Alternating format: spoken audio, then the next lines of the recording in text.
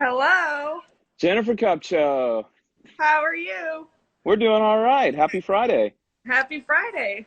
How's life under quarantine going for you so far? It's good. I'm just hanging out and watching a lot of Netflix and working out. So, yeah. Yeah, so let's kind of cut to the chase because I know everyone's wondering. You played the Augusta National Women's Amateur. I'm sure you probably still have some memories that you want to talk about. I'm hoping you do. But let's go kind of right into the easy question. When you first rolled up on Magnolia Lane, what were your kind of experience? What was your thought process driving through, getting to the clubhouse, and like, all right, I got to get ready for this round? Tell me about that. I think I was kind of in shock of everything that was going on. Before that, the day before, we had a practice round at Augusta. So, like, it was in the middle of the tournament, you have a practice round, which is a little goofy. Like, you're not used to it. So, Hmm. but yeah, when we got there that day, we had heard the night before that there was going to be this many fans and all these people are going to be here. And we were just like, there's no way. There can't be that many people there. Like, it's not that big of a deal. Yeah. And yeah, just like showing up, going down Magnolia Lane and then showing up on the range and like just seeing the crowds of people. I was just like, oh gosh, I don't know what I'm doing. Like, I'm not ready for this. There's so many people. Yeah, I was just like in shock. I didn't know what to think. Would you say like the shock and the nerves that you had there was greater then or when you were on the Jimmy Fallon show after the fact? Where were you most nervous? Jimmy Fallon for sure. Yeah, all right, figured as I much. don't like talking. Yeah. I'd Um, rather have a golf club in my hand.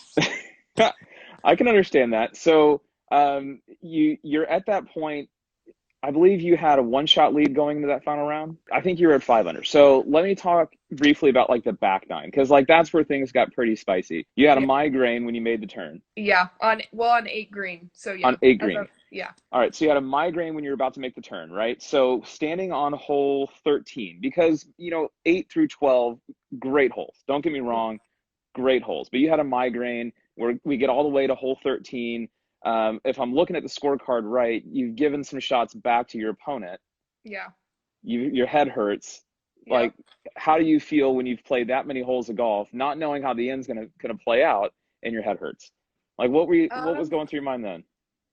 well, when I got to 13, my migraine was actually gone. So usually after like the blurriness is gone, I get a massive headache and it's just like pounding.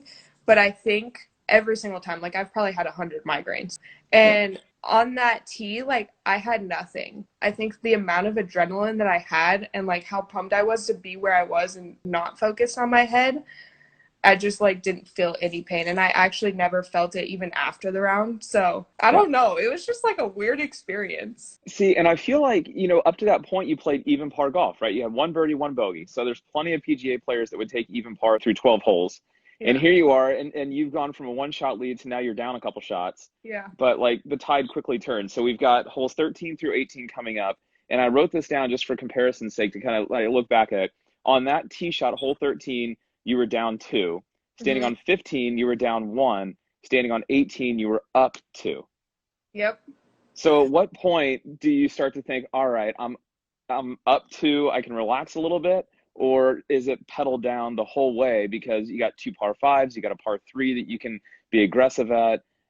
Like again, going back to all the way to 13, where did you feel like I need to kind of get after this, or it's going to get Um, away from me? I think standing on 13T, I had listened to all of Maria's interviews, and she had said that she hit, I think, all of the par fives in two, and a couple of them with irons. And I was like, all right, like her length is, she hits it farther than me.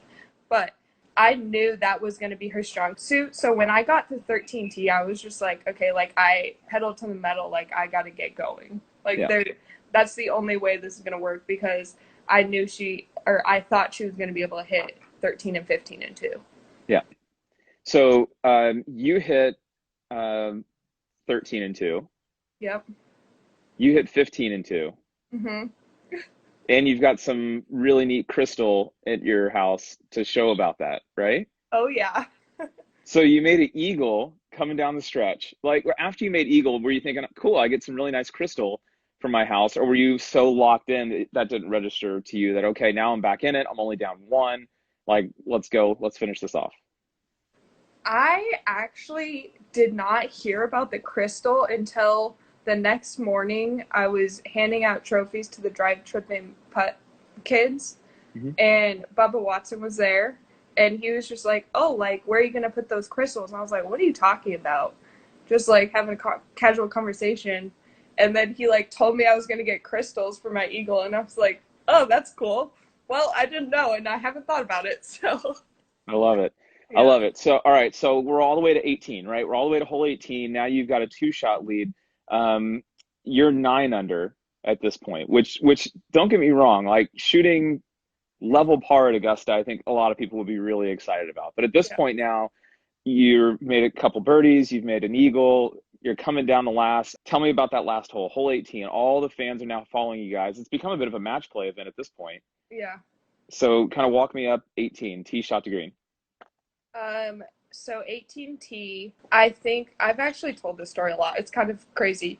I had to go to the bathroom so bad that like I wasn't even worried about the tee shot. I was just like I was asking my caddy like where's the nearest bathroom? Like I have to go. Like there's no way I'm gonna make it through this hole, and who knows what's gonna come after it. So I was just like so focused on that, and I hit my tee shot obviously perfect, and then I like ran straight to the bathroom and had to run up the fairway. And I don't know if you know how hilly number 18 is, but it's straight up like a hill. I was so out of breath when I got to my like where I had to hit my second shot. It was probably not great. I probably Okay. should have walked, but I did it anyway.